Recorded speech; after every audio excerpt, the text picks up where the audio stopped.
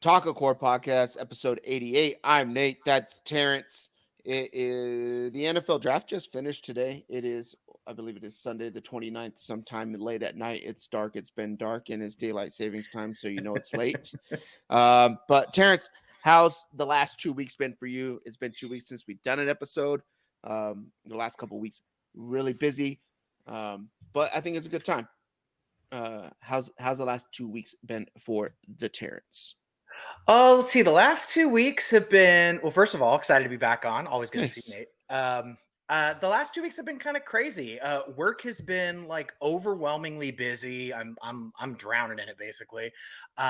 This weekend, I'm finally getting my feet back under me. I'm doing some work around the house, kind of putting some pieces together for the new place. So that's exciting, but not a lot of dull moments. Like the few free moments I've had, I've been. I went to the movies last weekend. I saw Evil Dead Rise. That was really cool. But other than that, it's just been like nonstop homework and work. How about you? I feel you, man. The last 2 weeks. So the last 2 weeks I was working an event here within our town, like an exercise event for advanced training and stuff like that. So Nice. But I got to work with our coalition partners. So I work government stuff or whatever like that. But I got to work with coalition partners, so British people from the UK, people from Canada, and then people from Australia. So it's keyed in some of the topics that we'll end up talking about today or whatever like that. But it was long, man. 12-hour days, 5 days out of the week. Worked somewhere over 100 and something hours in the last 2 weeks. I know Matt's sitting back there like, oh, woe is Nate, his measly 100 hours a week or whatever, or every 2 weeks, or whatever. But it was pretty long, and it was kind of taxing on the girls too, because I got to get there super early. So it's like, you got to wake up earlier, and then we get back, and it's late, like closer, probably about an hour before their bedtime on a normal day. But it's like, we got to eat and go to bed because we're waking up even earlier. So they're happy that's kind of over. They get to kind of chill, relax. Their sleep's not cut up, which is kind of cool for me because they'll go to bed a little bit earlier so I can knock out some things at night. I don't like to stay up super late. So in general, I like to be an early riser. So kind of nice to kind of knock some of that stuff out and then get up before them and knock that out. And then they're kind of getting back into the normal groove of regular day. So nice. That's been pretty good. But the last 2 weeks were fucking long, and but it was fun. Made new friends, and we'll roll this into kind of some of the stuff we'll end up talking about. So if you're new here, it's a podcast around the people in our fantasy football league is what we started about. We talk about each other, talk to each other, get to know each other a little bit better. Just random thoughts that are in our head. We'll cover some sports news. We'll do a draft, leave it off with a rant or a rave, and with a jam for the rest of the week. But so starting in the top of mind area, right, is Tony in his 58 West King podcast. I might bleep that out so that he doesn't get any free plugs or anything like that. But Tony is always talking about how good his podcast is in Poland. But I'm here to tell you, now have a subscriber in Australia. So this person, as we're talking right now, is actually a day ahead of us and still not even home. So on the travel back, flew from Colorado to Dallas, and then Dallas straight to I believe Sydney, then down to Melbourne. And if he's listening to this right now, he's probably like, "Oh, you said Melbourne instead of Melbourne." I wasn't gonna say anything. We got to do our best Australian accents, but. They lose an entire day going back because you hit the international timeline or whatever like that. So it's like, just plan things for the 30th because I'll get back on the 1st. So he doesn't have to do anything. But so we're pretty big in Australia right now, and we're going to continue growing there. I think they're more of a fighting ally with the United States of America than the Poles. They're the Polish. Yeah, I'm really bad at this. Poles. It's contextual. I'm hoping we get no subs out of Poland. I don't want anything to do with that and what they got going on over there. But we're pretty big in Australia. I mean, I don't mean to brag or anything, but I mean to brag. But I was talking to my friend I ended up meeting. His name's Tom, and and he was like, yo, you know what would make you go viral in Australia is just being an American talking about Australian Football League or whatever like that. So you come up with that. And then he's like, what'll happen is one person in Australia, because Australians apparently like shitting on people. Like their sense of humor is very, we're going to put everybody down, kind of like how we end up doing as the boys. Right. Sure. But they're fucking ruthless. Like that is an identity. So he was like, yeah, if you do some stuff about Australian football or the Australian Football League or something like that from an American perspective, it'll, once one Australian sees it, they'll share it to all their buddies and they're going to share it of, hey, look at these fucking wankers. So that's what we're doing for the next month or so. I don't know. We're going to cover all kinds of things. I did find out, and this is top of mind too, and it might be good next year, is there's a fantasy football league for Australian football that's ran through their league on their website. So we might do that for draft position next year. So nice. But yeah, that's kind of top of mind. What else is top of mind? Not much, man. It's just been busy. Enrolled in all my summer classes over this last week as well. So set up to go full time in the summer too, which is kind of crazy because it's 2 months of school and to take a full load is a lot, but I travel a lot for the summer. So I ain't got nothing else to do except either go spend money everywhere or do homework. So there you go. I'm scheduled to be home somewhere around 7 to 10 days throughout the whole summer, apparently. So, oh wow, holy cow! So, but busy. Yep, I'm trying to get that United Premium status. There you go. Get them miles. Yeah. And the NFL draft just finished, so some thoughts on that too. The NFL draft sucks. It's a suck thing to watch. It's annoying. And how you know it's annoying, right? And I learned this a few years back from a fantasy analyst who used to go to the draft, and now he just does the radio during the draft. But the draft, when you see it on television for the first few rounds, it's all just a production. So it's drug out over 3-4 hours. But all the picks are done fairly quickly. So when you're hearing a pick that's on television and say it's the 8th overall pick, there are already 17 picks in and everybody else knows. So when they wait the 7 minutes, it's really just because they go through and do all the broadcast stuff and talk about the player like they just figured it out or whatever like that. But every announcer on there knows who the next picks are because they got to prep the production piece of it and everything like that. So he's like, it's bold. He used to get mad because he's like, you got fucking Steve Mariucci sitting here saying, I think they're going to pick this guy. Well, sorry, asshole, the next 15 picks, so whatever you're doing is not fooling. And he got mad, so he stopped going to the draft or whatever. But he started putting it out in their Discord of who the next draft picks were, because this is when like online betting was like really prominent. And then people just started hammering books because everybody was like, wait, you can bet on the next pick and it's live with the TV. So everybody was just max bet until they were getting cut off from sports books. So that's why you can't do it now. And I think it's Jalen Carter, who got drafted by the Eagles. He mentioned he slipped up. And when you hear his presser, when he got drafted, he's like, when I found out earlier that they were going to draft me, and he's talking about early in the day that he was going to get drafted by the Eagles. I told them this. But usually used to see them like pick up the phone and sit there, right, and be like, hey, talking to the coach, hey, I'm going to get picked or whatever. So it's like none of that happens, and it's just hours and hours prior. So it's all just a production.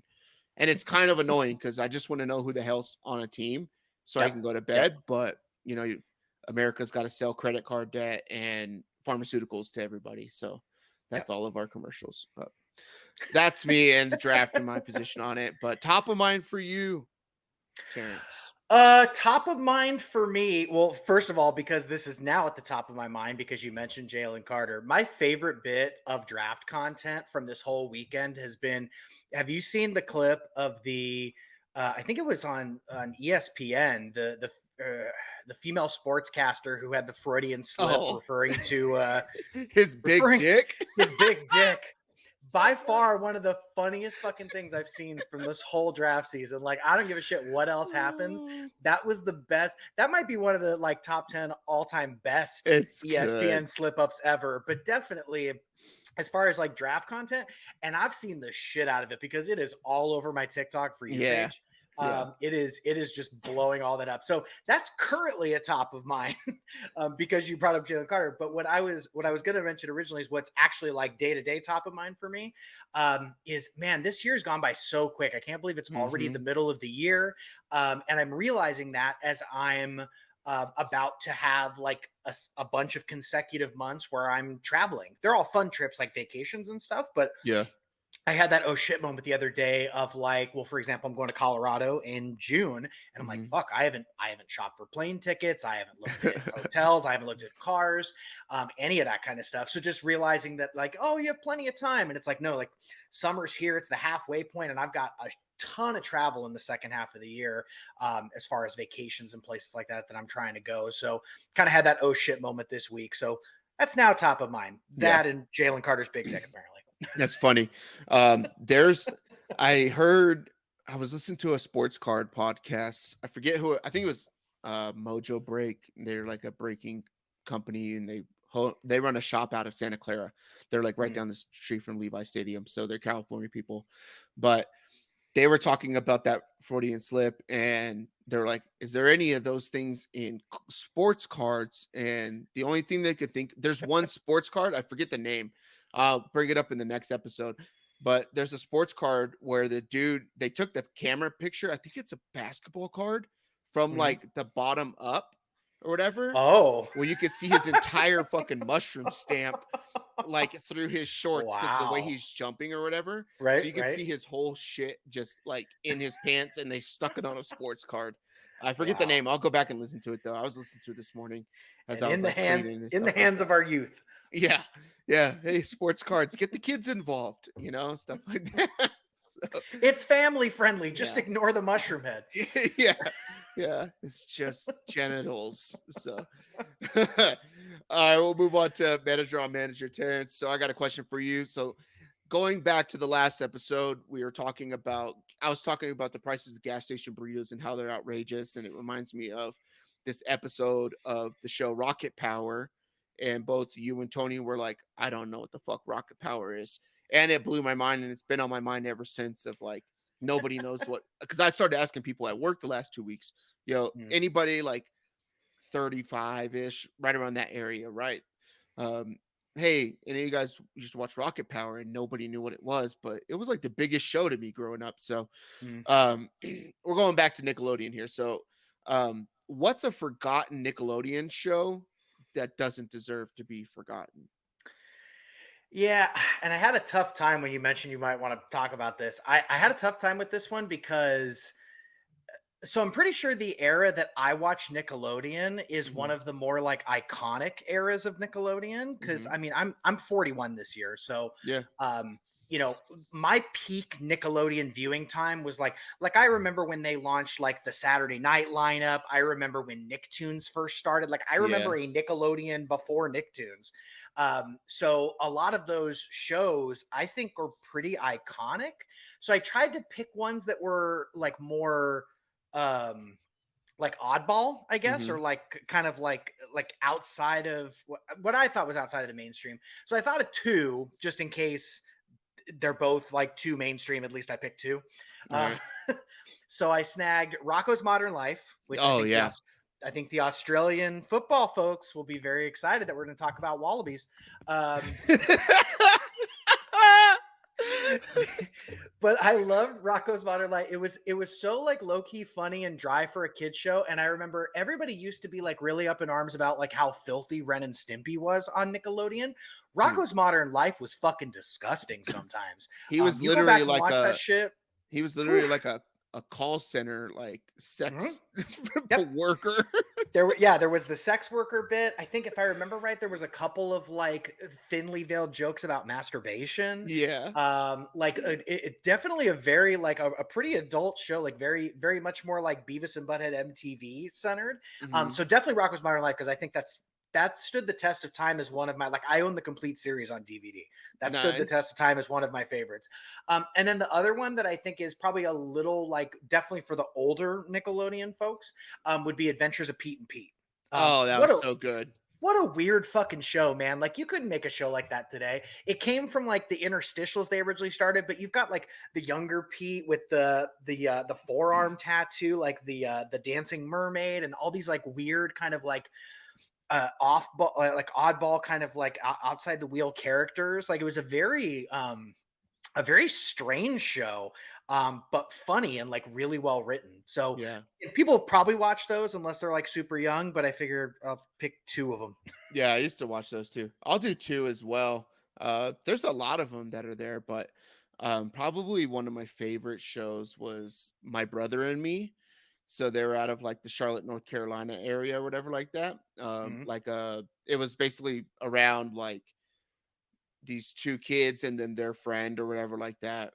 Okay. Their friend Goo or whatever like that. And then it was just like kids like almost like supposed to be Cosby-ish, but not like it's Mhm. centered around the house essentially and things that happen in the house, but then they go to like the school and all this kind of stuff. But I vividly remember an episode where they ditched school so they can go try to get Kendall Gill's autograph because he was signing at like the local comic book store where they always used to go or whatever, and they got caught. Right. And then this friend Goo, he comes out with he becomes like a rapper or whatever, and he just creates a song called Goo Punch. So anybody who like listened to it, like anytime like someone who knew that show, like you'd be like, oh, Mhm. My Brother and Me, and they'd be like, Goo Punch, let me hear you Goo Punch, whatever. It was pretty funny, Right. but that was a good Nice. show. And the other one would for me would be Guts. So Okay. Guts, and then at the end Guts I have seen. they had the crag, and like every time we were like building stuff in the house, you build like a fort, try to fit as many pillows in it so that you can Mhm. like climb up it like a crag, turn the lights out, put a glow stick in there or something so it'd light up like that. But Nickelodeon had a bunch of great shows. We'll have to do a draft. Their game shows were so legendary. Like, you can Yeah, almost do a list just of their between like Super Sloppy Double Dare. yeah. You already mentioned Guts, Legends of the Hidden Legends of the Hidden Temple. Temple was dope. Um, What was your even favorite Legends of the Hidden Temple like team name? Like oh how my they had like god, purple parrots, blue yeah, barracudas, I don't remember them off the silver top of my head. monkeys. I It was remember all the good. colors, but Yeah. I don't remember the names off the top of my head. Um, they also had that one again. This is what's really going to date. I'm telling you, man. I watched Nickelodeon, I think, way earlier than probably most of the people who listen to this because Yeah. I'm just older than everybody.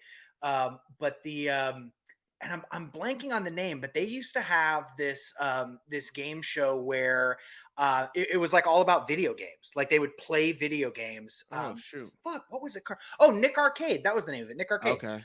They played arcade games, and then like the winning team would try to score points in like a real life video game, which was them playing on a green screen. But they like got dropped in. They got dropped into like a made up video game. Yeah.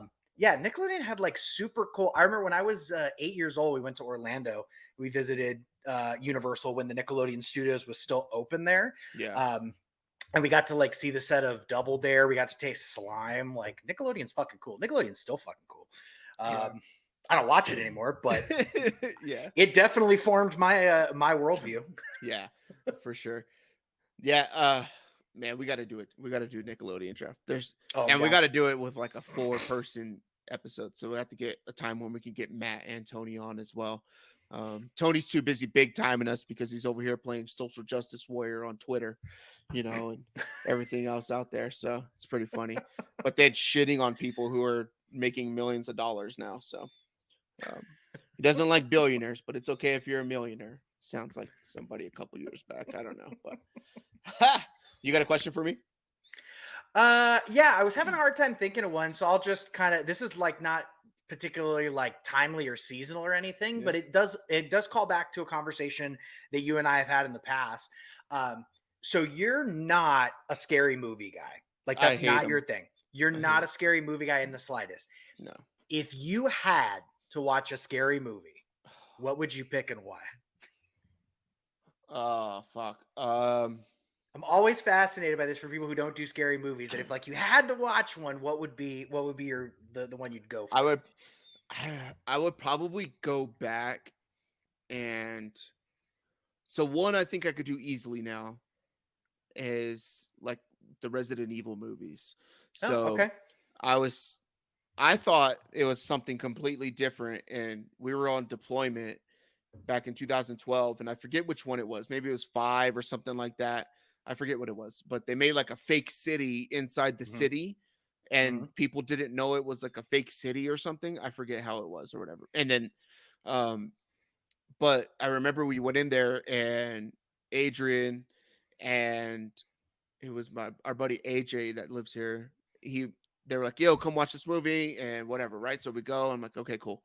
And then we sit down, and they're like, "Nate, it's a scary movie, and it's about zombies that are like super fast." And I was like, I swear to you, Terrence, I was so pissed off. Like, you guys fucking bamboozled me. Like, how dare you? And I can't leave because now I'm stuck in here, and I ain't got nothing else to do for the next 2 hours but sit outside in 130-degree heat and wait for you guys.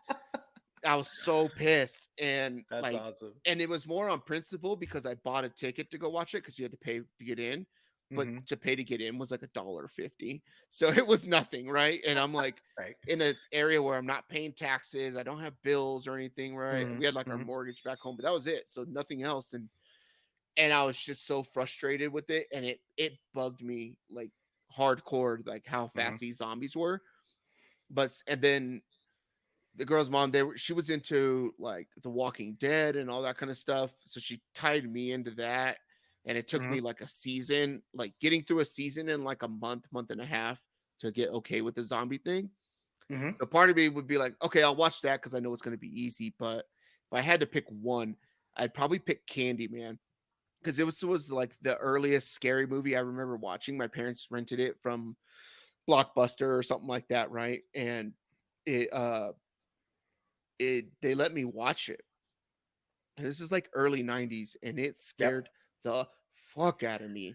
Like, I could forever hate bees now, but I didn't use the restroom in a restroom for like almost 2 days. And it was so bad that when I finally like had to go, I tried to go outside. My dad's like, "No, you're not an animal. You go use the bathroom."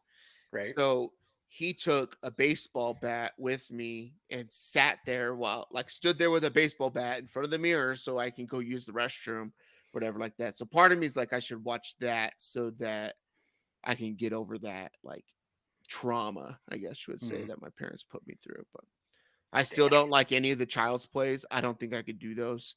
Honestly, like they would fuck me up so bad, dude. Like a little doll. I hate going to Spencer's because of that. Like Spencer's has a lot of cool stuff and fun socks I like to buy and stuff, but it bugs me because there's a section that's completely Child's Play. They have Chucky dolls hanging from the ceiling. So you wouldn't watch that Megan movie? I think I could watch them, right? Like, I mean, I've watched scary movies since. A lot of like, they're just not your favorite. They're not my favorite at all. I'm intrigued by like demons and like things, possessive type things, right? So like the exorcism and stuff like that is interesting to me.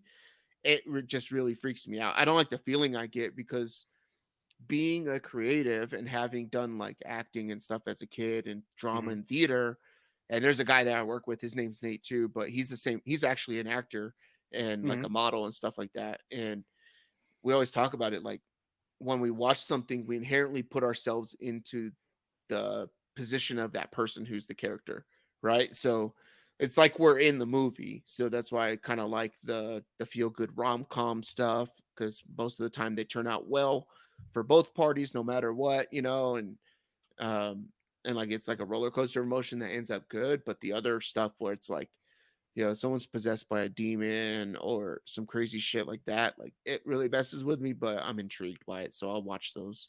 But so you'd be into like Evil Dead, like like the Book of the Dead and stuff like that. Stuff like that. I'd probably be into it.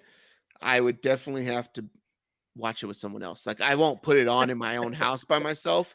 It's just I tried to do it. You need a nudge. You need a little nudge. Yeah, I tried to do it with like It, and it felt like it was really sadistic, and I don't really know the whole concept of it, but I was like, Pennywise just seems like somebody's dressed up like something to fuck with people, and that really bugs me. So same thing with like The Strangers. I love The Strangers. That's right? So good with Like Liv Tyler. The guy tries to wear the masks, propose to the girl, and then they're like, she's like locked in the house and stuff, and they're just fucking with her. I remember that movie. We were in Maryland, and tangent on movies that are scary to Nate, and I can't stop talking about it because I'm like, oh, I got someone to talk to finally. So, no, it was like I was in Maryland. It was my first tour there. So somewhere around 2008, 2009, and our house was the party house. So all of our other friends lived in the barracks or dorms or whatever. So they come over. They all came over for Thanksgiving. A girl brought over The Strangers, and it was like the newest, hottest movie that came out on DVD at the time. So that we started watching it, and I had to leave, and I sat outside for like everything past 30 minutes of the movie. It messed me up so bad that people were like, knew this girl was in the house. They were fucking with her. Then they took her phone, threw it in the fireplace. She didn't know they were in the house. Then they're writing stuff on the windows and stuff like that. And it bugged me because I put myself in her position and not their position. Right. So it bugged me so much that I like, it was probably like 10:30 at night on the East Coast. And I sat out back in like 20 something degree weather and just called my mom for like an hour and a half and had a conversation with her because I couldn't watch the rest of the movie. And I was like, oh, wow. So yeah, I'm not into it, but yeah. Yeah, I can't do that stuff. Let's move on. Let's. News and notes. So we'll get into some of the sports stuff that's been going on here. We had talked about before that, I had mentioned, hey, trying to do like a running back, wide receiver, tight end episode or whatever like that. But then I didn't realize that the draft was 2 weeks away. And then obviously I was working some crazy hours the last 2 weeks. So we'll recap some of that stuff, and then we're going to talk the first 3 rounds of the NFL draft. So everything except what happened today on Sunday. But to start out, news and notes, Terrence, and this is a curveball that's not in the notes for you. I was going through because everybody in our dynasty leagues is dropping players now and making roster moves and all this kind of stuff. So I'm in a dynasty with Matt, a super flex, full IDP super flex as well. So 22 starters, right? Yep. I was going through and I was looking through the messages here on Sleeper, and 7 days ago, there's like a random message from Graham the Man 69, Matt. It says, I put a finger in my ass. Didn't hate it. I scrolled up, no talks about anything to deal with like, hey, I accidentally jabbed myself while I was wiping. Right. No all these context. guys are like single dudes, so they're like go down to like TJ and do crazy shit, or whatever like that. None of that. No. It's just a random message from Matt. Put a finger in my ass. Didn't hate it. Thanks for opening up, Matt. Sorry I didn't see it. I have notifications turned off. But how do you feel about that? You guys shake hands? You shake hands when you see Matt? How do I feel about? Well, wait. So just to clarify, how do I feel about like putting a finger up my ass? No, about Matt. him posting I don't the want message? to know about you. Yeah. How do I feel about him posting the message? Yeah. I mean, knowing Matt, he's probably just trying to fuck with people. He's probably just being funny. Whether or not he did it, I don't know. I don't know that I particularly care. I just think I think he's probably just like trying to fuck around with like random people just to get a rise out of him. That feels like a very Matt thing to do. I take pretty big dumps, and I've had to have the prostate checked before, so it's not too bad. It just feels like a lot of pressure, but it was in a doctor setting. Matt is a very big man, and I feel like Matt already has those like 55-year-old white man knuckles that are like, I don't know, like the size of like a fucking Snickers bar. So I fear for Matt. I don't, he's a bigger guy than me, so he probably takes bigger dumps, could handle it a little bit more. But I mean, knuckle 1, knuckle 2, how far, which finger, how much finger are we talking? Yep. Was it intentional? Did you jab yourself? Because he uses 1-ply toilet paper apparently. So, he's into that sandpaper. 1-ply, wow. I don't know, but we had a whole talk about it where he's not into the soft toilet tissue. So he's just a sandpaper it up and go. But just something I thought I'd bring up. I don't know. Whatever. It definitely feels like something that he like. Sometimes he throws shit out there that's just sort of like off the wall, trying to like, I don't know, trying to get a rise out of people. Yeah. He's probably thinking like, who, like these random motherfuckers are going to be like, who is this Matt? Like, what the fuck is he talking about? But the thing is that like I'm the only one who doesn't know anybody other than Matt. It's like all his friends from like school and stuff that live up the Central Coast and things like that. So, I got you. Like all that group or whatever. But so I don't know any of them. But yeah, it was really awkward. That's probably more incentive for him to do it then, because it's his friends to fuck with. Yeah. They probably did something and then he decided to do it. So I don't know, but maybe he put in the wrong text. So I can see Matt hammered trying to send it to his old lady.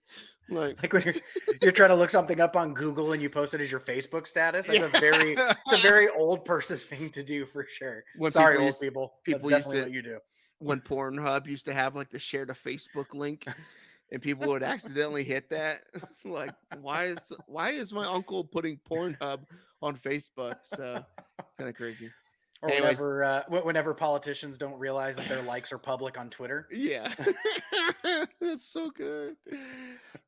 All right. So we'll finish up the free agency recap. We'll cover running back, wide receiver, tight end, and then obviously the Aaron Rodgers to the Jets as the only quarterback left. And then we'll just go through and pick one player from each position. That we kind of think about in terms of fantasy coming up for the next season. So something maybe we're excited about or like kind of bummed that this person ended up moving there. But so running back, we'll go through them. I just took out some of the bigger names that have had fantasy relevance or are on the verge of that or whatever like that people care about and usually would draft sometime within 18 to 21 rounds or something like that. So Miles Sanders to the Panthers, Rashaad Penny to the Eagles, David Montgomery to the Lions, Damien Harris to the Bills, Devin Singletary to the Texans, James Robinson to the Patriots, Jamaal Williams to the Saints, Deonta Foreman to the Bears, and Samaje Perine to the Broncos. Any of those catch your fancy, Terrence? I mean, I do like. I think just overall the theme that I like here is I'm happy to see. I mean, there's a few of these names that I'll definitely have. I don't know how much I want to give away because somebody's going to try to like swoop these people on me next year at draft season. That's the byproduct of this. I will say this. I think that there are some interesting things that can come out of the fact that some people who were not necessarily supposed to be the featured back on their previous team, whether it was last season or the last couple of seasons, right? Like Jamaal Williams, right? Yeah. Like Samaje Perine, right? Even like Miles Sanders, I'm kind of interested to see what's going to happen there because, you know, when they've had their opportunity to shine in the spotlight, they've shown more than expected. So like for Jamaal Williams and Samaje Perine, I'm excited to see kind of what they can do when it is like fully their show, right? Mm-hmm. Like when they truly get that opportunity to shine.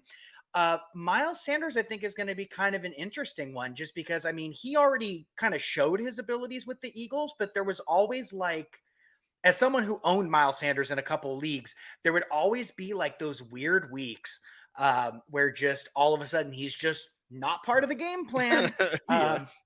And instead it's, you know, it's Kenneth Gainwell, or it's just, you know, we're going to, we're just going to keep things, we're going to keep things in the air, or we're going to have the quarterback run it down. Right. So there would always be those weeks where he just wouldn't show. And of course he would always like defiantly tweet about it. Like, like it's, whatever, fuck you, fuck your fantasy team. Ha ha ha.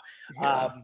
So it'll be interesting to see what he does in that environment, kind of, standing on his own without having, a really robust, running back room around him, like you would have with the Eagles. Like the Eagles are still going to fucking have, Jesus Christ, their running back room their running back room, in my opinion, did not downgrade because they lost Miles Sanders. Yeah. They recouped quite well this offseason. Yeah. So that's kind of my overall take. How about you? Yeah. I think I really like Miles Sanders, and I like him to the Panthers too. I wish they would have picked CJ Stroud instead of Bryce Young. I think he's just a better overall quarterback. He's going to be better. He has a body, and he just throws dimes everywhere. And he's going to be able to do it a lot better in the NFL, I believe, as opposed to Bryce Young. Something about being 6 foot tall when you're surrounded by 6'5" people with 6'5" and 6 coming at you, being able to see a foot, half a foot over you, with shorter timelines and gaps to throw a ball. But I did like David Montgomery before the draft started. I didn't understand what was going on, but I think I'll go with Damien Harris to the Bills. The Bills they struggled to run the ball between the tackles, and they had James Cook who could kind of do that a little bit, but kind of just not really. They split too many carries with him and Devin Singletary, but be able to get a little bit of a thumper in there, good pass blocker, also for Josh Allen because they obviously don't block in Buffalo either. So I think that'll help divvy out some of the things they're doing. So I am interested in a Damien Harris, someone down at the goal line who can pound it in. Is dependable in doing that type of role. He's done it in New England. He understands the cold and all that kind of stuff too. Weird to be still in the same division. But yeah, I've always liked Devonta Foreman too. He's always been like a guy who wanted to put on like dynasty rosters or, deep teams because when he was with the Texans, I thought he was great. And then he tore it up last year a little bit with the Panthers as well. So seeing him go to the Bears and Justin Fields and all that situation seems to be pretty decent as well too. So a big thumping running back to, make people like if you're going to take out Justin Fields on that read option piece, you're going to be missing a guy in the center of the box who's going to be, potentially helping out tackle this bowling ball of a human being. So wide receiver, you got DJ Chark to the Panthers and then to the Bears. JuJu to the Patriots, Adam Theilen to the Panthers. He's 32. Robert Woods to the Texans, Jakobi Meyers to the Raiders, OBJ to the Ravens, Darius Slayton to the Saints, Alan Lazard to the Jets, and Mecole Hardman to the Jets. Any ticklers here for you, Terrence? Yeah, I'll keep this one short and sweet. I mean, if there's one name I'm going to highlight on this in particular, I think the Jets snagging Lazard after snagging Aaron Rodgers is a pretty shrewd move, right? He was definitely one of Rodgers' go-to guys with the Packers last year, so it makes sense as he's moving to a new team to bring over a weapon that he knows well, right? That's kind of established. On a similar note, I also like that they're bringing in Hardman. I just in general like the wide receiver room that the Jets have put together now for Aaron Rodgers. He has no shortage of weapons. I'll save my Aaron Rodgers thoughts for when we talk about quarterbacks, but in terms of wide receiver weapons, I think they did some really smart moves. Again, pulling in people he knew. Mecole Hardman is interesting. You've got the young receivers that are already there. Those are the ones that pique my interest. Yeah. I like Darius Slayton to the Saints. I think Chris Olave can do a lot of the, the outside work or whatever like that. But I've had Darius Slayton on my team for a couple years now in different leagues. I believe in this one. I had him last year as well too.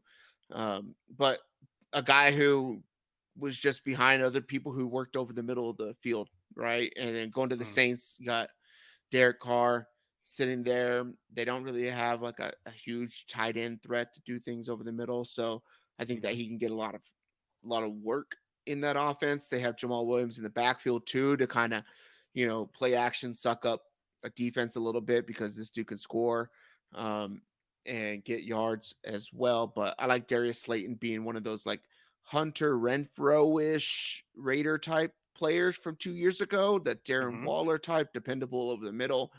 Health will be an issue, but there doesn't seem to be a lot of people who give a shit about anything in the NFC South. And it being halfway decent, everybody's hype on the Panthers and what they've done. But I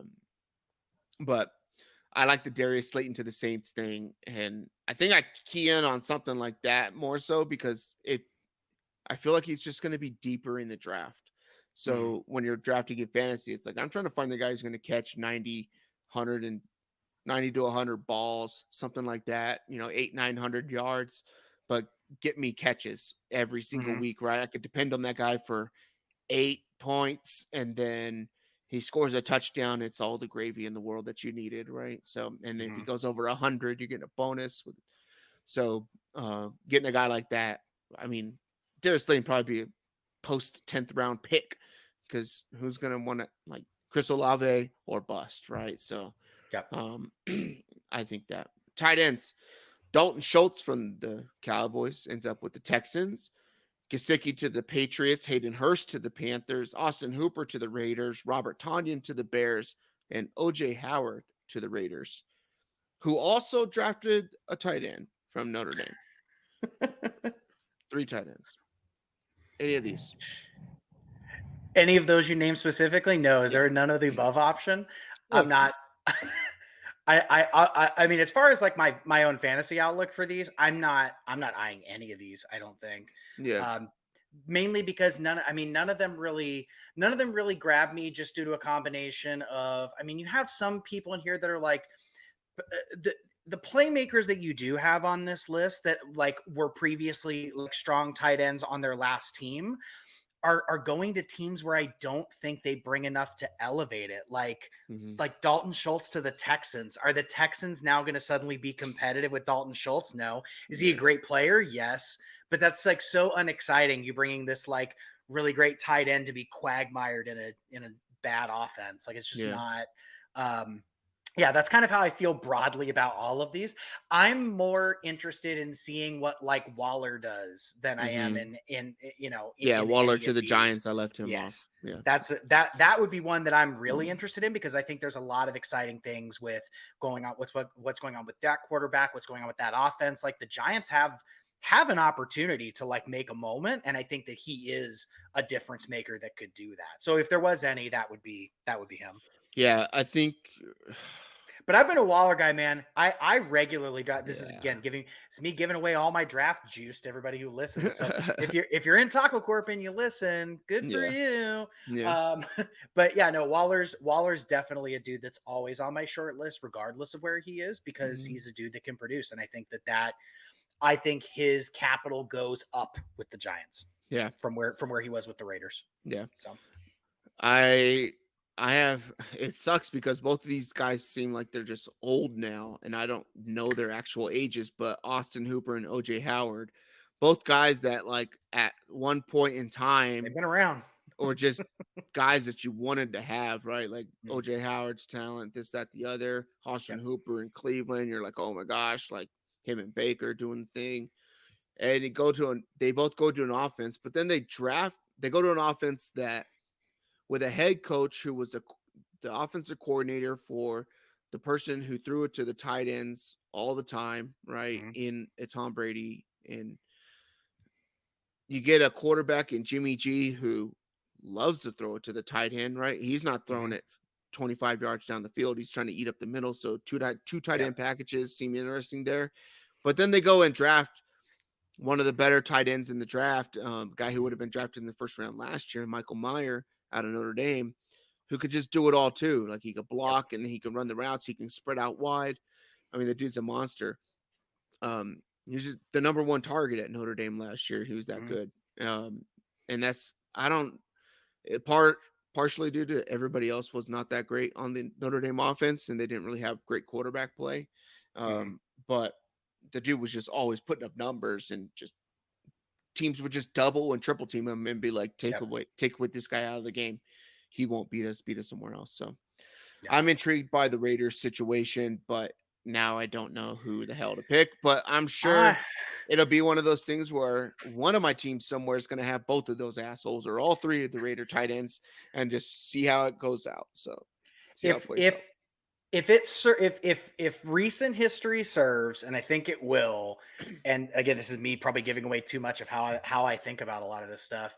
I think the Raiders have a tendency to make some of their positions kind of a mess. As somebody who was like quagmired with like Josh Jacobs before they finally took the training wheels off, as he was kind of like, he was the guy, he's not the guy, he's the guy, he's not the guy. And then all of a sudden he finally was, right? So like, I could definitely see this being that scenario, but now in the tight end room where the position will be rich, right? And you're right, where there's like every reason in the world to believe that the tight end position for the Raiders is going to be very productive. And it's probably going to be split between all three guys, and it's going to be fucking worthless for fantasy purposes. Yeah. I could absolutely see that happening. Yeah. Aaron Rodgers to the Jets. Now no one's going to take him. Aaron Rodgers finally gets traded to the Jets. They essentially traded some picks and like almost identical, right? Rounds and everything, and then added like a second rounder. So, yep. Thoughts on Aaron Rodgers finally being a Jet? I think it took so fucking long. I thought I was in a darkness retreat, but um, I mean, I'll keep my thoughts short and sweet because I think I've already shared my thoughts on Aaron Rodgers Yeah. on this very podcast. But my thoughts on this are relatively innocuous. I mean, he still has the ability to be a great quarterback. I think that as we discussed earlier with wide receivers, he has no shortage of weapons around him. I mean, maybe this is a little too aggressive, but I think it's put up or shut up. I think that he's kind of put himself out there quite a bit, and he thinks that he's kind of like hot shit. So now you go to a new team who gave up all this stuff, who like is moving heaven and earth to give you the weapons you need, all these things that you said that you weren't getting with the Packers.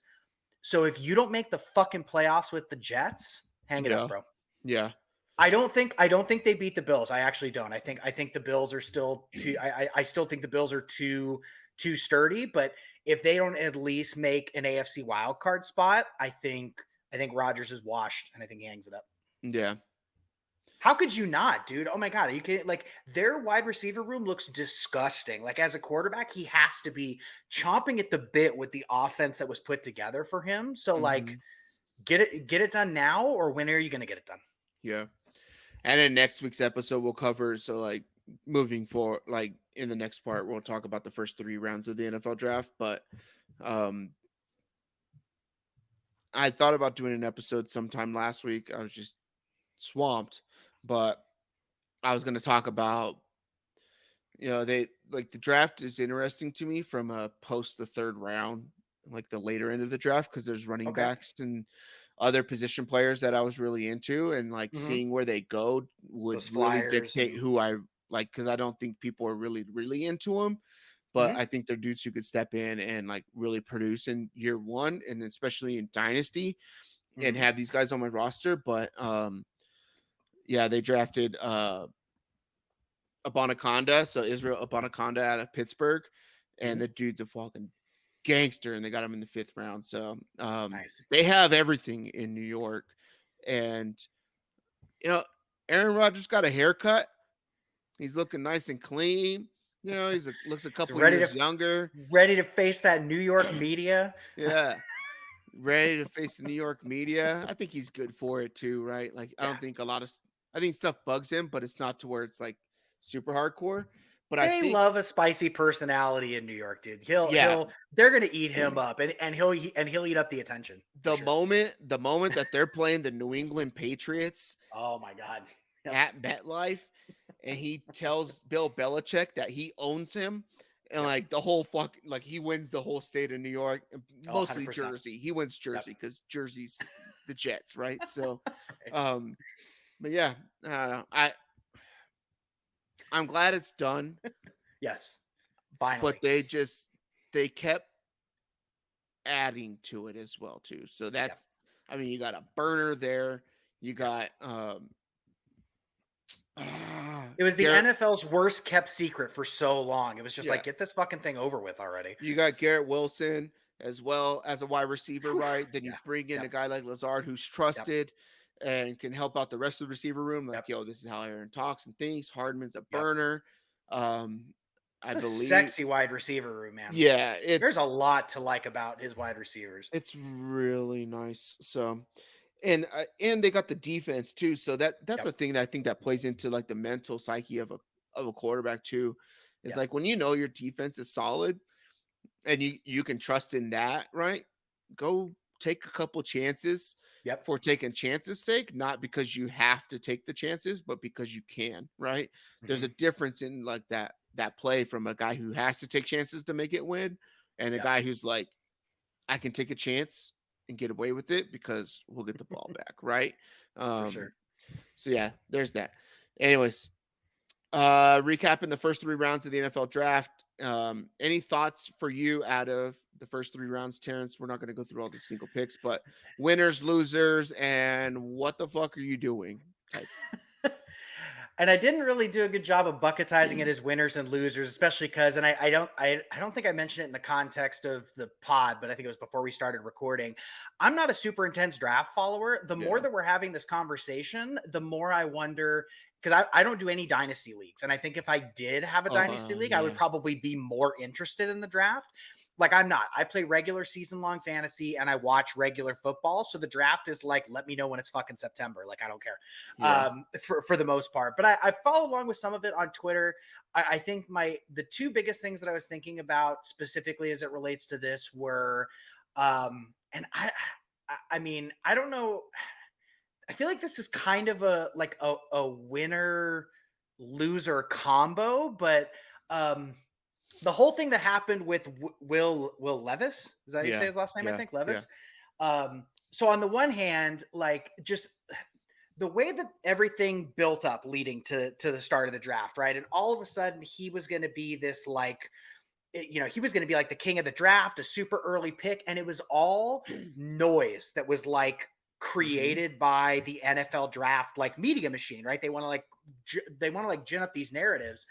And it's so funny because there was people all over Twitter who are like, if you asked anybody that watched him play last year, no one would have told you that. Like no one believes that he's going to go that high in the draft, but it was this thing that was like artificially created. So I think I mean, I'm glad that he ended up not falling completely out. Like he went at the very beginning of the second round. He found a pretty decent landing spot with the Titans if they can figure out what the fuck they want to do in their quarterback room, because they seem to be confused over the past couple of seasons. Like there's been a lot of quarterback activity for the Titans. So as long as all that kind of gels and comes together, I think that's a win for them. I think it's definitely a win for him that he found that good landing spot. And I guess a loss for the media's attempt to spin that narrative, right? Because they kind of like set him up to fail. And the fact that he didn't, I think is kind of a good news story. Yeah.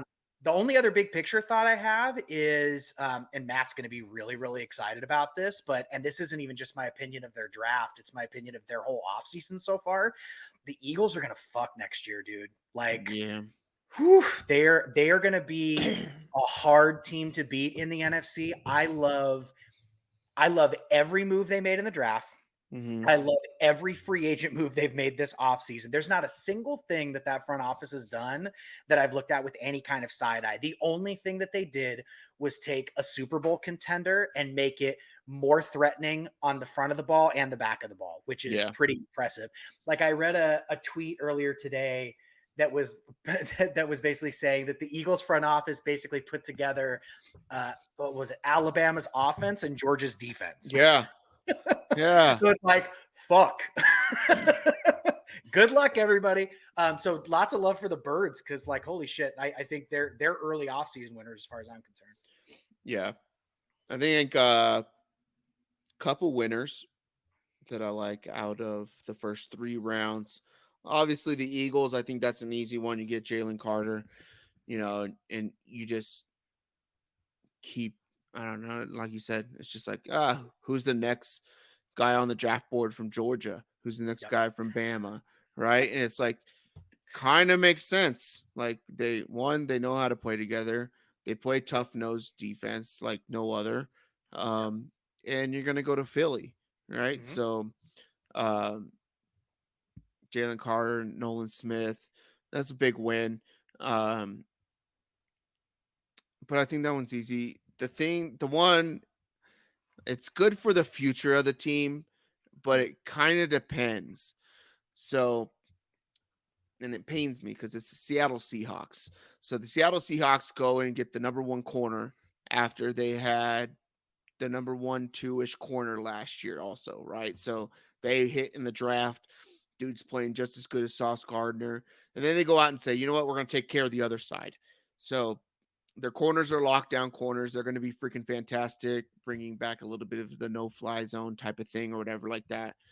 And then they get Jackson Smith and Jigba, probably the best wide receiver out of this entire class as well to go alongside DK Metcalf.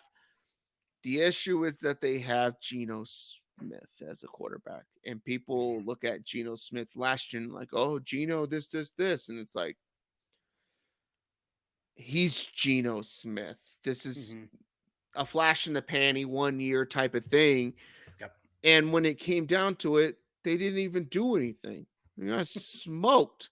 Like you're trying to, and so unless they make another move to get a quarterback in that room quick, you know, and in something out of next year where there's a big quarterback class to move up and grab one of those guys, like, is DK Metcalf still going to be there? By the time Geno's contract is done, is Jackson Smith and Jigba going to be like, I had to work with this dude. Now I got to bring up a rookie quarterback. Like, get the fuck out of here. I'm going to go somewhere else and compete like San Francisco. And then they shore up some outside linebacker help there. And to cap off the back end of I think it's the back end of the second round. Right. Yeah. They end up with Zach Charbonnet, right, from UCLA, who's a pretty damn good, decent running back. So, you know, losing Rashaad Penny, hey, that guy can't stay healthy. They got some other pieces there that they've had, right? I mean, they just had fucking Walker, and so he's a dog. So it's like, why are you bringing in this guy? But, you know, hey, everybody's got two backs going, and you got two backs. It's probably better than one. So, you know, sure, some of that stuff up. Maybe you take some Kenneth Walker stock and build him up, trade him away, get ahead up in the draft, or whatever you try to do, right? So, I think a lot of people are shitting on Tennessee. They're only doing it because they took Will Levis. That's the only reason people are doing that, right? But that kind of makes me want to have Will Levis in Dynasty. You know, good organization, good coaching around it, focused on the running game. His problem is that it's not his talent and his ability and what he can do, but it is that he literally was just getting smacked every single play, and he doesn't know how to get rid of the ball, protect his body and stuff like that. So maybe being in the NFL around some guys like, hey man, don't, you know, live to play another down or whatever like that. So like if you Google, right, Will Levis finger, and then you look at those pictures and it's like, like you can hear his finger saying, hey, you guys, right? It's that ugly. But the dude just plays, but he does play hurt, and he'll play through it, and he grinds it out. He's a baller. I think he could be fairly decent quarterback. I think he's way better than Anthony Richardson, who, for some reason, the Colts ended up taking number 4 overall. So, but yeah, there's that. Losers, I don't know. The Niners pick a fucking kicker in the 3rd round. Like, yeah, he's the best kicker, but the son of a bitch is from fucking Michigan. So I don't like the guy already, but I mean, he could kick. Robbie Gould wants to go live closer to home where he's from and stuff like that. So they don't really have a kicker. They needed one, but I think New England took one early too. But I mean, come on. Like the Niners just are like, hey, we don't really have a gap to fill. Let's get our kicker and we'll figure it out the rest of the way. I wish the Niners would have traded some of those picks. Seeing you feel like they could have. You feel like they could have done something either strategic with the picks or, I don't know. Like I get that you're trying to fill gaps, but also like, take the best off the board then, if nothing else. Like if you're not going to trade the picks, don't burn it on a kicker. If you're insistent on taking it, at least just take off the board. And if it's, you know, somewhere where you already have good coverage, you took the best off the board, trade that player later. Right. Yeah. I think they should have, I wish the Niners would have traded into next year's draft a lot. Niners are going to come up on contracts. The dudes are going to need to start, you know, drafting people and seeing what people got or whatever like that. So, and then who knows what happens with Brock Purdy this coming up year, right? And then if the Niners have to stick to fucking Sam Darnold, Jesus Christ, get me out of here. So there's that. And the what the fuck are you doing is for me, my what the fuck are you doing is the Baltimore Ravens. This is an abysmal franchise that's heading down the road of the Washington Commanders in my eyes. You have your fallout stuff with Lamar Jackson, then Jalen Hurts gets his contract, then you give Lamar Jackson the contract after you sign OBJ, who knows what the hell this is going to do. Apparently, rumor mill, Lamar Jackson was like, get me both him and D-Hop or whatever like that, and we could talk. And they said, hey, we can only afford one. They got OBJ. But then, you know, to say, hey, Lamar, we're trying to get you some help, right? We're trying to get you some help. 1st round, number 23 overall pick, ranked number 2 at the position because the dude's blazing fast. 5'9", 182 pound out of Boston College, Zay Flowers. You can do a lot of things and get away with a lot of things in college. In the NFL,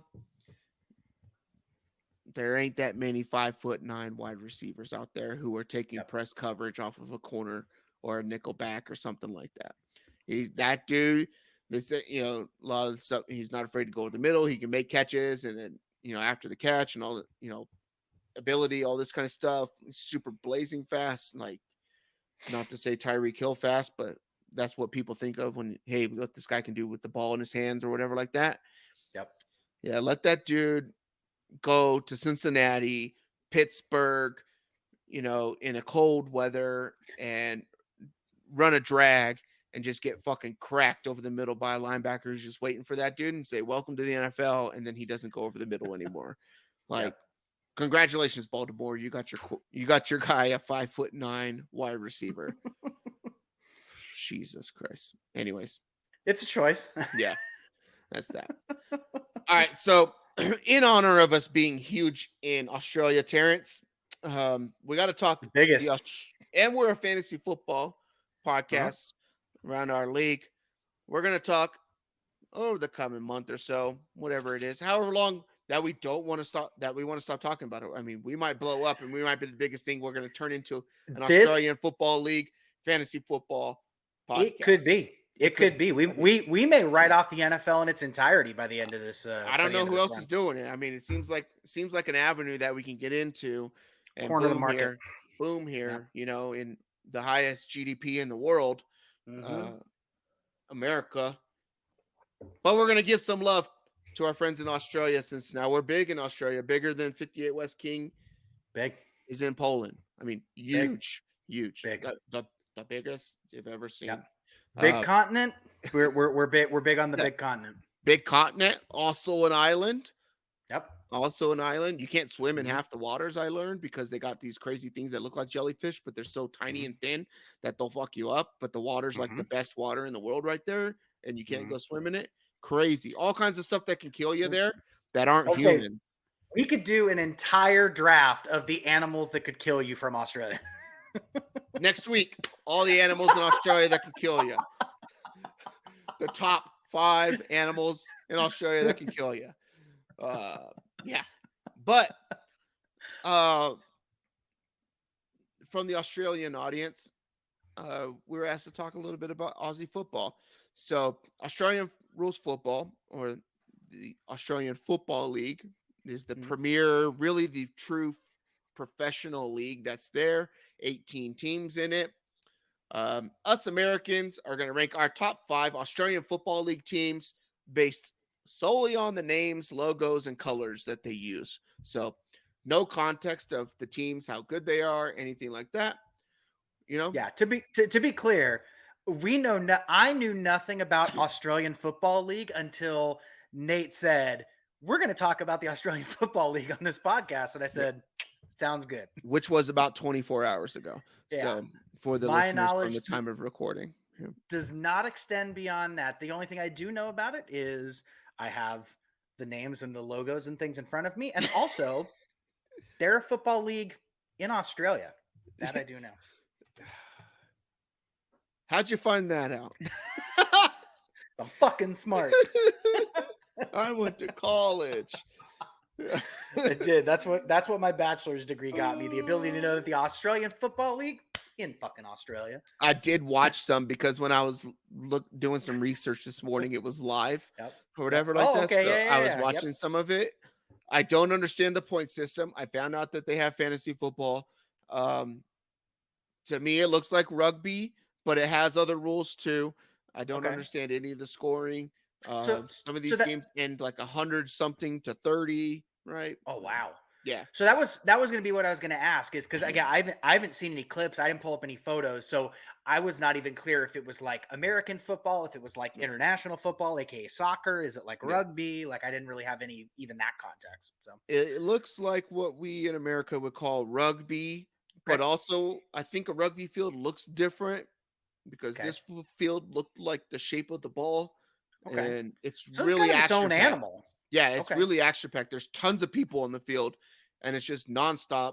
And then when I was watching it, I tuned in, and it was like the fourth quarter, I believe, and there was like 20-something minutes left, I believe. And I was like, holy crap, this is long, so they got to be playing forever.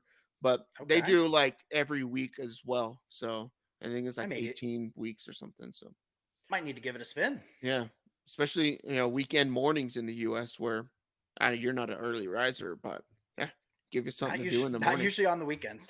All right, you like the turn, Terrence, so I'll give you that. We had projected Tony to be here, so it would have been pretty good because there's only 18 teams. We could have given all but 3 some love, but Tony was unable to. Sorry, Australia. Don't listen to the 58 West King podcast because they're horrible and they were not here to represent your fine league. So I'll let you go first, or I'll go first and I'll let you take the turn. All right. All right. Sounds good. My number one team that I would root for, looking at these things right here, is the red, white, and blue Western Bulldogs. I mean, it just screams America right there, right? And it's Western. People in America like Bulldogs. One of my favorite wrestlers of all time. Shout out to the Monarchy, the British Bulldog, from back in the day. But Western Bulldogs. This seems really American. It's got a cool little shield thing. Just says Western Bulldogs, a little bit bigger. Has the bulldog coming out of it. Big fan of the Western Bulldogs. Might be my team. Looks like they're not even going to the finals because right now they're ranked 9th. But they got a green arrow going up, so that means they're trending, I believe. So they might be on the upswing. Yeah, it says top 8 go to the finals, so they could be there on the cusp. They're on the cusp. Yep. So I got the Western Bulldogs. All right. You got 2. With the turn, I got 2. So I guess I will continue my love for birds that I've already demonstrated so far on this podcast. And I'm going to take the West Coast Eagles, and I'm going to take them for a couple of reasons. One, I love their logo. Like, it's a dope looking eagle. 2, it's West Coast. I got a lot of love for West Coast. I'm here in California, so obviously lots of love for that. The color combination is very much the Golden State Warriors, so definitely getting very kind of championshipy vibes, despite the fact that they are currently, it appears, 18 out of 18. But they're looking badass while they lose. So we're gonna say we fuck with the West Coast Eagles. So that's gonna be my first one. My second one is gonna be the North Melbourne. That's how you say it. North Melbourne. How the fuck do you say that? Melbourne. Aussies, please. Melbourne. Is that real? North Melbourne. Yeah. Melbourne. Kangaroos. Yeah. Are they the Kangaroos? Are they really the Kangaroos? They are the Kangaroos. Okay. I did confirm that, and I like this team for a couple of reasons. One, they got a badass kangaroo on their like logo at the top of their shield, right? Yep. I mean, that is pretty legit. I love that. I also really love the color of all of the out of all of the 18 teams. I think that color reminds me the most of Dodger Blue, which is my ultimate sports team. Yep. So give me the Kangaroos all day in North Melbourne. I promise by the end of this, I might get it right. Melbourne. I think that's how they're saying North it. Melbourne. Yeah. I feel like it's like Ben. We had this whole talk because we had like, do your American accent, right? Which is fucking fantastic. And then us trying to do Australian accents. Yep. Terrible. Like half of us sound British, but definitely understand what's going on there. But Aussies, let us know if we're saying it right. Definitely, like get in the comments. Let us know. Like, make a TikTok correcting us. We'll address it. We'll address it on a future episode. I wanted to pick both of those. One, West Coast, because I'm from California too. That was like going to be my number 2 one, and then the North Melbourne.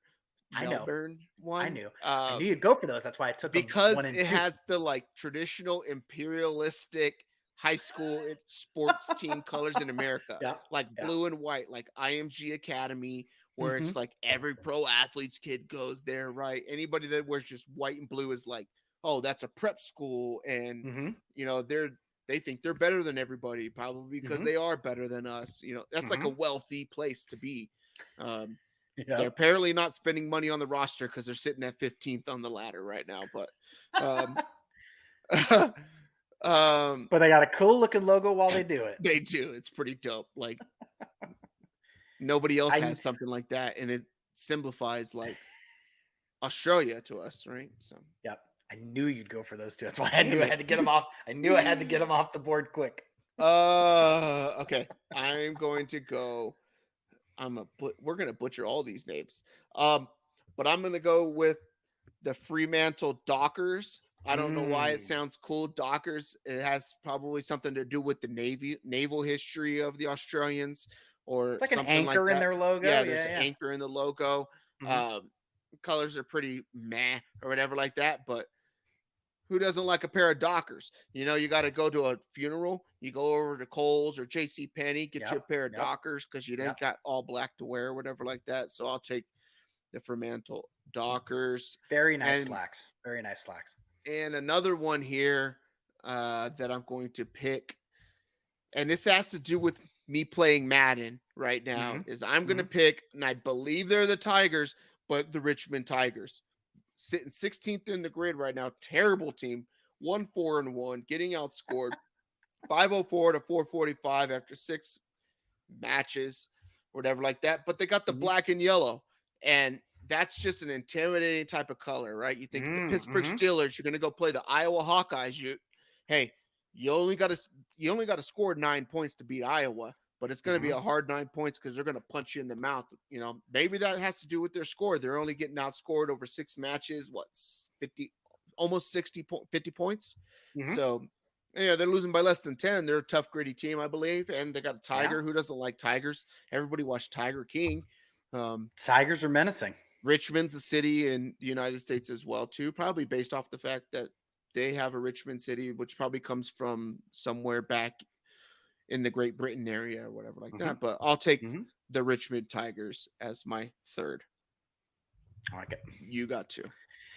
I've got two. Let's see. So for my third pick, and a lot of this is going from the logo's doing a lot of work here. I don't have any particular affection for the color scheme. It very much gives me USC vibes, which is Ugh. good. So I'm not about that life. So the color scheme is a huge drawback for me. But the logo and the name, I'm all about. So I'm taking the Brisbane Lions Mm-hmm. as my number 3, and I know I fucking said that right. Brisbane Lions, I'm taking as my number 3, and they're in third place. So that feels very serendipitous. That feels very appropriate that I should take them in that spot. And then for my fourth, so this one I think they have a very kind of cool, like sort of in baseball, it'd be a very kind of classic color scheme. That's sort of like the navy and red. I think their shield is fine. It's also kind of like baseball reminiscent because they do have the interlocking letters. But the main reason I'm taking them is because of their name, and that's the Melbourne Demons. Oh, Give I me, think give you me, said give it me, right. Give me them demons. And I think I did say that one right too. The Melbourne Demons, who are number 1 right now in the league. Mm-hmm. Again, I think their color scheme is fine. I think their logo is fine. Again, some kind of classic baseball appeal, which we're both big baseball guys, so that appeals to me. But the demons, I mean, Yeah. we talked about horror movies at the beginning. I'm a demon guy, so give me the demons. Oh, that's a good one. Yeah, they got like that navy bluish, right, with Mhm. that deep red. The only thing that would make them better is if they were the devils instead of the demons, because like the Tasmanian devil, because Yeah, Tasmania is in the area of Australia. It's not Australia, I don't think, but it is in the area of Australia. yeah. You know, before we did all this, I had to Google like where the wild thornberries were from because that was going to be one of my recommendations earlier in the Yeah. Nickelodeon thing. But they're Yep. British people who just travel the world. Mhm. But I don't know why, as a kid, and American arrogance, I felt like they were always in Australia. But Well, it's maybe, probably a combination of American arrogance and British imperialism. So yeah, I'm guessing yeah, some combination of those two things led you to believe that, I'm sure. yep. Ah, The but Australians are gonna love this segment so much. you know, here, We're making fun of the British. We're yeah, doing our best to get these names right. just please shit on us as human beings for tearing up your entire football league. It will be greatly appreciated. I promise you. It'll give us stuff to talk about. Um, you know, uh, If we can't have a friendship, we can have a kick-ass rivalry. yeah, just shit on us as human beings. Hate us. I don't care. Like, we'll still be friends. I'll still buy you beer. All right. So This is hard because some of these ones I thought might get picked and they didn't. So you have some on your list that I wasn't going to pick. So like the last two I wasn't going to end up picking. So it's left me in a conundrum because I have 5 more listed here and I have them in order. Look, every American loves a good fighter jet. And there's this Essendon. And I don't know the team. Right. I don't know they're probably the Jets. I assume. Bombers. The Bombers? Oh, fuck yeah. There ain't nothing better than a good old bomber. I mean, we own the skies, right? Like, hey, when you go fight a war, the first thing you do is you take care and you own the airspace. So none of your guys on the ground have to look up because they know it's yours, right? That's one of the great things about what we do for a living. On this side of the camera, but yeah, love a good bomber. So I'm gonna pick that. The colors, it looks like it's a little bit of black, red, some gray. It's got a dope ass bomber. It's like it's almost like a U2 looking aircraft, which doesn't do that kind of stuff. But it almost looks like it could be a patch that would be like on an Air Force jumpsuit or something. Yeah, like a pilot would wear. I'm gonna get one of those. I'm gonna see if my buddy Tom has one because maybe he's one of those. No, because he's like a Melbourne fan. But he's got to be because I think that's where he's from. So if I recall correctly, and then but yeah, no, it's got a bomber in it. Look, they're slumping right now. It looks like because the red arrow's going down. They're sitting in 7th. Hey, trending down or whatever like that. But I'll take that. The Bombers. That's dope. I should have picked them first. But the next one. Look, I love chicken. I eat a lot of chicken. It's primarily the meat that I do eat or whatever like that, right? And there's a team currently not trending well. Got an arrow going down, sitting in second place on the ladder, and that is the Saint killed something. I don't know. Their logo is like a crest. It's got a cross in it. Nate goes. Yeah, the FC is probably the football club. Nate spends some time, reading the good book and getting involved there. But on the logo at the top, it says ST for Saint, and then it says KFC, Big Chicken Guy. I love the Colonel. Created his business when he was like 70 something, 80 years old. Yep. I wish they'd bring back those. They went to some regular old French fries that are really shitty, and I wish they would go back to the potato wedges. But a solid biscuit, get a little bit extra crispy, tons of grease with it. There's never a line when you go to KFC, so you can get your stuff, get in, get out. Don't like that they have Pepsi products. But maybe in Australia it's different. But I'll take I doubt it. Yeah, I'll take the St. KFCs because Colonel Sanders said it. I forget what Ricky Bobby said. I think it was Ricky Bobby said about Colonel Sanders when they're sitting at the table. I'm too drunk to taste this kitchen, something like that, right? So pretty sure that's how it goes. You guys can correct me in the comments below. Do they have KFC in Australia? I don't know. It might be a reference that's lost on them. Kentucky Fried Chicken, if they don't have KFC down there, owned by Yum Brands, which is why they have Pepsi products. I don't. So one thing I learned is like fast food is not like a big thing there. Like they have like 4 or something like that. Like it's kind of scattered, but like actually eating decent food that's like fresh and all that kind of stuff because they have a lot of agriculture and stuff. There's a big thing. Pretty much everywhere except here, right? Well, even like the fast food they do have is going to be different. Like guaranteed they have McDonald's, but McDonald's has a different menu in every country. Yeah. So even if they do have KFC, it may be totally different, right? Except for the herbs and spices. Those always stay the same. Yeah. Shout out to the Colonel. Yeah, shout out to the Colonel. I like here in Colorado, we have KFC right down the road from us, and it's mixed with the A&W. So they'll get me a root beer float. There you go. And I'll go through a KFC drive-thru. Kids can get some chicken. I'll go get a burger, right? So you remember when they used to have KFC, Taco Bell, Pizza Hut combination restaurants? Yeah, dude. Yeah. Jesus Christ, that's too much going on. That's a lot. There is. Oh. It says That there's a KFC in Australia. but it's like I don't know if they're actually. It looks like it. Yeah, Elizabeth Street. Oh yeah, they know about the Colonel. They got their freaking Google ad.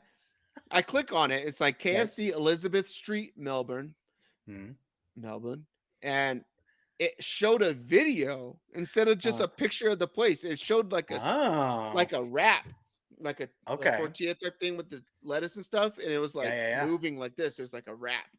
Okay, we don't get that. We don't have that here in America. We don't. That's upgrade. I'm gonna go eat there if I go to Australia. Hey, I saw you guys on Google with a video. Like that was pretty. I've just never seen a video, and it tripped me out. But you have one more, Terrence. Your final pick. I do. So, oh my God, what am I gonna go with last? Spoiler alert, I didn't really pull a full list together. I'm kind of flying by the seat of my pants a little bit. I looked through this, but I didn't have like a standing list. Figured I would kind of pivot as we went along. I'm going to pick this one solely based on the logo. I think it's a cool combination of colors. It's a little comic booky, which is definitely something that speaks to me. But I like the color scheme. I like the design. I like the look of it. I started with a bird, so I'm going to end with a bird. So give me the Adelaide Crows, who are currently just barely clinging to 8th place. They're trending down. It looks like those Bulldogs that you took may end up taking their spot potentially. But yeah, give me the Crows. Their Crows also kind of Dodger bluish. So I like the color scheme. I like the color scheme. I like the comic booky design. The name is, we'll just forget about that. They're probably slumping because their logo kind of looks like the Baltimore Ravens a little bit, and that type of bird, right? So. Birds of a feather flock together. Also, crows are not especially intimidating birds. They are usually in massive. I'm gonna call them packs because when they kind of like swarm. Yeah, there's a Stephen King movie. There's a Stephen King movie that was like around. It's called The Birds, right? The Birds. It was like. The Birds is Hitchcock. Yeah. Or Hitchcock, right? So Hitchcock, The Birds is from like the Marin County area. Yep. Up north or whatever. Yep. We went on a field trip one time in high school, secondary school for our Australian folk. You're welcome. And we went to one of the beaches there, which is like freezing cold because it's in the Bay Area. Yep. But there was like telephone poles along the road. And for miles, it was just crows along the telephone poles. So fucking scary. Like, I just stay on the bus, yo. Like, they ain't doing all this. You're like, no thanks. Yep. Cool. Before we recap this, we're just gonna let it be known that the worst team, the team that deserves to be last in the entire ladder, no matter how many games or points they score, is this garbage. GWS Giants. You can't have a Giants logo, and it's just completely orange. Disgusting. You need a rebranding. If you need some help, reach out to us. We can help you guys out. I'm going to assume that, again, with no knowledge of it, that GWS stands for garbage whack shit. So that's just my, that's just what I'm going to go with. Just based on the name and the logo. The Sydney Swans could use some help here too. It just looks like they put really. It definitely doesn't. It definitely doesn't stand for that. It stands for Greater Western Sydney. Greater Western Sydney is what GWS stands for. I'm really glad that I had several websites up to help me educate myself. I swear I'm learning about this stuff, guys. So like, don't hate on us too hard. Yeah, it's good. We're interested in learning more about this. We're not mocking your culture. We're interested in learning about it.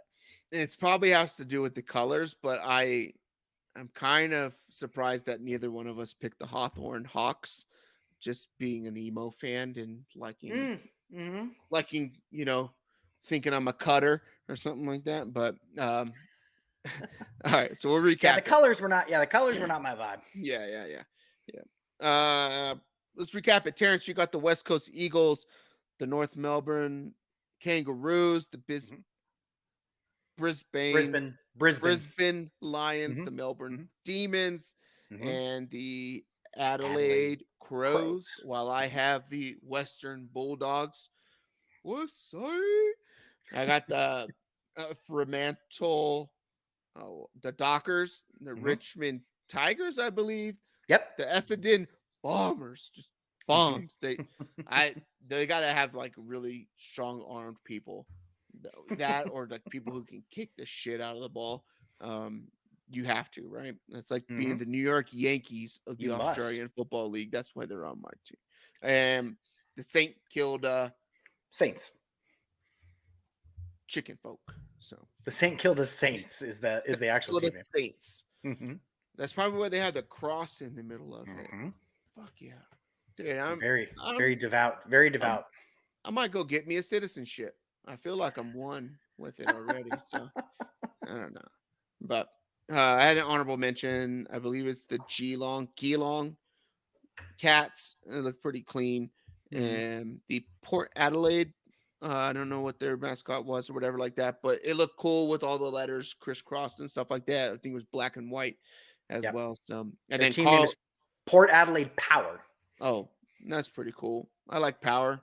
That's what's making this go, energy. So they probably bring the energy. That's why they're like near the top of the standings as well. Yeah. And I had Carlton sitting there as well because Carlton Blues. The Carlton Blues. Because I couldn't tell which letters were which because they're all so congested and they have CFC in it and they're all different sizes. So it doesn't like read left or right. It reads like in, back, out or something. I don't know. It's confusing. But anyways, let us know how we did. Who's your team? And also just a note for the folks that manage the AFL website, like I shouldn't have to have a second website open to know what their full team name is. So like, help us out, guys. Like it's usually just one more word in the case of most of these teams. So like half of them have it, half of them don't. Yeah. Help us out, guys. We want to learn about it, but like it's Look, web editors, please. We don't like friction here in America. That's why we drive on bald tires. Handed to me. Yeah, I don't know. Yeah. All right. Rants and raves. Last time we brought back rants into it. I think I feel like I black out every episode, and I definitely felt like I blacked out during that time, and I lost track of what I was talking about, and then tried to pull it in. It's very bad. Terrence, you got a rant or rave?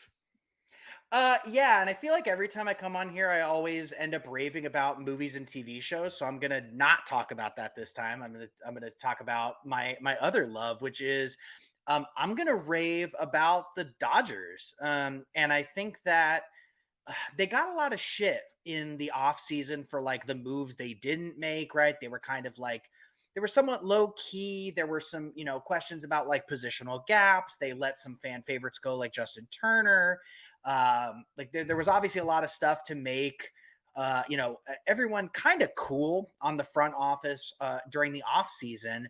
And they're carrying themselves well. Like, Mookie Betts is really starting to get off to a good start. Will Smith just came back. Literally the biggest problem that the Dodgers have had thus far is like half the starting lineup decided to get their wives pregnant during the All-Star break last year. And so they were all going on like back-to-back paternity leave, which is like the funniest thing I've ever seen. I've never seen anything like that where it's like so well timed. But congrats on the sex. Yes. Congrats on the sex. But yeah, nice to see like Mookie's having a solid start. Freddie Freeman, Will Smith, Muncy is getting, his game under him. James Outman, Jesus Christ. Like I'm so excited for that dude. Like he's finally here and he is here and he has arrived. So love to see that. Kershaw is off to another banger start to his season, despite him again, kind of getting up there as well. So like, I think the thing that I'm the most excited about is that the Dodgers are holding their own this year, and they've put together a team that can be kind of scrappy and competitive without quite as much flash as they've had in years past. And I think the biggest thing that works in their favor here, and the reason why this is a rave, is they've somehow managed to do all of that while deflecting all of the normal spotlight that's always on LA, right? Nothing short of a World Series championship is all that's good enough for LA. You know who has all that pressure in the NL West this year? The Padres. Yep. And I think that there couldn't possibly be anything better, right? The Dodgers have had that monkey on their back now for a decade plus. let them just play their game, right? They're going to play it well. Are they probably going to win the NL West? No, the Padres are probably going to win the NL West, barring some unexpected change, although the Dodgers are definitely keeping themselves in the conversation. But I almost think it would be better for them to make it in through a wild card spot and kind of scrap their way up. Like, it feels like that's the way this team is built. I just love the idea that they've put together a surprising winning team, and they've also managed to shirk all of those big expectations onto little brother to the south. So good luck, San Diego. It'll be interesting to see how that goes once Ohtani's a Dodger. So yeah, then the pressure's on. But oh yeah, I don't think there'll be many seasons where the Dodgers are not the prohibitive favorites, but this is definitely one of them. And I feel like their best years of recent memory have been the ones where they weren't really expected to be as good as they ended up being. Those have been my favorite teams over the past decade, have been the ones where they've been expected to win the NL West for some time, but like the fact that we saw some of like the best, we're talking like all-time great MLB teams have come out of this Dodgers organization in the past 10 years. And there've been some really cool surprises in that. So yeah, that's my rave on the Dodgers. I'm hyped. Yeah. I'm not going to rave. I'm going to rant. Bring it on. It's going to be a rave about me, though. I'll tell you that much. So, for those who are not aware and are not involved in it, there's probably 7 of us, 8 of us that are in a Madden online franchise league that continues year to year. It's like a dynasty thing. So, I joined. We played on the old Xbox One before, and then we got enough people with next gen consoles. I was like, yeah, fuck this, get a next gen console, throw it in there, let's play on this, right? Like the game had been out for a few months, so we moved to next gen. So we got to start all over. So what we end up doing is we import the top 100 from the next year's draft classes all the way going until whenever, right? Like Arch Manning's in the league already because we're years down the line, all this kind of stuff. In the first go of it in next gen, I decided to be the Chicago Bears. One, you got a young quarterback. I like to run college style offenses and stuff like that. Fast pace, move, or whatever like that. My players are always super fatigued because you don't just play like that in the NFL, but I like that aspect of it. So they had Justin Fields, and I knew if he got hit, he'd probably hold on to the ball. And that's one of the problems in Madden. When your quarterback gets hit, they fumble a lot. So that was the take. But they were also the second worst roster in the entire thing. And I was like, that's my fun of like doing it, right? Is building a roster. I get more enjoyment out of that than, beating everybody's ass. But what ended up happening was I got the team up, won a Super Bowl, did my thing or whatever like that. Lost to Tony. Bad timing or whatever like that too. I don't know when it was, however many years we're in. I feel like I won one before. Maybe that was in the last game, but anyways, our last season, I'm sitting there. I'm the Chicago Bears. I've built this team. It's dominant. I'm running the ball. I decided I was going to try to win a Super Bowl, throwing for less than 1,000 yards in a season, and I'm just going to break the rushing record with Justin Fields. I went away for work for what ended up being 2 weeks of the game time. Didn't break it with him. Broke it with my, rookie running back at the time. Dominant running team. Get through the playoffs. Beat the shit out of Tony by like 30 points. It wasn't even close in the NFC Championship game. And then I go play this asshole named Nick. Nick's in our league. Nick allegedly is 6'1", the same height as Baker Mayfield. For context, I am 6 foot and Nick comes up to my tit. So he's not really, but we had this argument at work. Nick is always the Cincinnati Bengals. We play in the Super Bowl. He's, kind of pumped up about it. And I'm like, yo, I'll stay up late. We could play this game. He's like, nope. Because I was like, you got your son around and all this kind of stuff, whatever. Do stuff with your kid. You got all these responsibilities. Like, nope. You go to bed early. I don't want the excuse of you being up too late and tired when I win this Super Bowl. So I said, all right, damn. Right. But in my head, I'm like, all right, you little bitch. I'm going to beat your ass. And I'm going to come in the next morning and I'm going to talk shit. I might bring a flag. Like, I am going to be your worst nightmare. We sit in the same cubicle too at work, right? And we have low cubes so everybody can see or whatever. So we play our Super Bowl. I beat the shit out of him by 20 something points. It's not even close. The MVP is Chidobe Awuzie, who was a cornerback on my team, returned the longest interception for a touchdown of 109 yards ever in a Super Bowl during that game. He was the Super Bowl MVP, and the year prior, he was a Cincinnati Bengal. But Nick decided he didn't want to sign him to all that money because he didn't think he was worth it, couldn't fit all his wide receivers and stuff. So whatever, he just mossed Jamar Chase, took it back to the house or whatever. It was a bloodbath, right? Whatever it was. After the game, Nick is in Discord for our fantasy football league. And I decided I was going to just post the recording from Twitch of our game in our fantasy football league just to poke that bear one more time because you said you were going to beat me. Nick replies, switch divisions, play me 2 times a year, #money plays, #fraud. After I just beat him by 20 something points and a defensive player who had 2 picks and a touchdown. So then I send a gif of Mike Tomlin smiling, right? Yeah, you just look up Mike Tomlin Steelers smile. You know which one I'm talking about. Then he sends 2 gifs of Vontaze Burfict just targeting players and putting them into concussion protocols and giving them lifelong CTE. Now that guy takes off his pants leaving when he retires from football, right? And he goes, if you don't switch, I will. #skull. Like he's going to go be the Vikings. So I said, I'll switch. Poor Matt. Because we have Matt Kendall within that league as well, too. Who's good friends of the show, listens, I believe. And so I said, oh, poor Matt, because I'll beat the shit out of Matt too, right? I'm that confident. And then he says, Tony, why don't you come be the Ravens? You won't go 17-0 all this time or whatever, right? And so, but obviously Tony's scared because he understands that I can run the ball down anybody's throat, and that's what I'm going to do. And he can't take it and doesn't want to do that 2 times a year because he's trying to get MVPs and all this kind of stuff, right? So, anyways, I switched to the Steelers or whatever like that right away. Go draft. Draft a quarterback because I'm like, I ain't going to do this with Kenny Pickett. He can't run. So I draft a quarterback in the 5th round. He was projected to be an undrafted free agent. And I grab him. He's an overall 67 when I get him. We're, I don't know, about 2/3 of the way through the season almost now. Week eight currently. So we're about halfway through.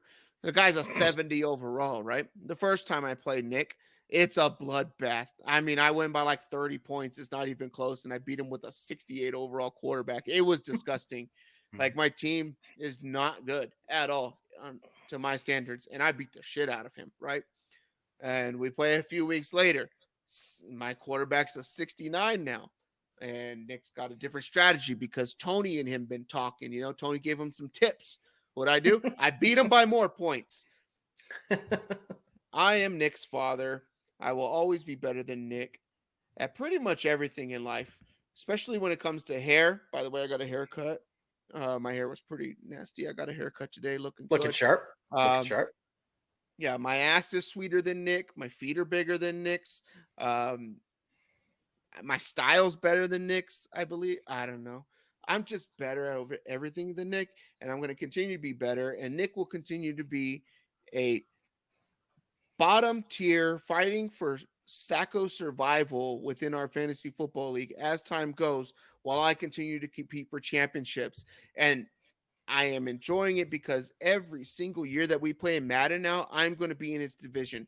If he changes and gets Australian Football League Madden, I am going to figure out how to get that and get into his league, and I'm going to beat the shit out of him 2 times a year, and he's never going to win a division. He's never going to make it past me in the playoffs. He's never going to win a Super Bowl, and he's going to sit there and watch Joe Burrow just get smacked, Jamar Chase suck, and random-ass 68 overall quarterbacks just torch his defense left and right. 98% passer ratings. I don't know what you want to call it. It's over, Nick. You poked the bear. It was wrong. Terrible towels. I'm going to get one. After I record this, I'm going to order one. And I'm going to get it. And it's going to go on the back of my chair because that's what you have to see when you look at me every single day when you walk into the office. Suck my ass, Nick. Nick is not good enough to be Matt's finger. Let's just put it that way. This podcast was meant to get us more involved with each other. And I'm tired of being nice when it comes to people who just don't understand their roles around here. So, anyways, Terrence, I appreciate you coming on. You got a podcast, Whiskey Flick Podcast. You guys review movies and some booze Sometimes while you're on there. Sometimes here, there. Hey, we all do it. It's a little off the rails currently, but we're working on it. We're working on it. The good thing is that content is evergreen. So, you know, if you want to go back and listen to any episodes, they're completely evergreen. So I recommend starting with the Die Hard episode. It was the first episode. There's a great take on there by yours truly, Tony, who couldn't be here because he's fighting, you know, right-wing Republicans who like fantasy football on the internet right now. You know, he has terrible takes in that episode as well. So, but it's par for the course. What could we expect? I wonder if he's shaved his mustache right now. If he hasn't, I was kind of looking forward to figuring out what I was going to call him if he shaved his mustache, because we called him Meat last week, or 2 weeks ago. Go check out Terrence's podcast. Go check out Tony's terrible podcast. Not our fans in Australia. Ban it. Yep. Get your government to ban it. Call it hate speech, whatever you want to call it. Just flag it, ban it, 1-star it so it doesn't get seen by anybody where you're from. Definitely do that. So that is the 58 West King podcast. All that stuff's linked below. So if you want to go torture yourself, you can do that. But show his co-host a ton of love because Matt's dope. Yeah, show Matt a lot of love. I mean, he's the talent there. Tony's just over here. Yeah. Tony just leads the conversation. He's got to get that albatross of Tony off his neck. Yeah, definitely. So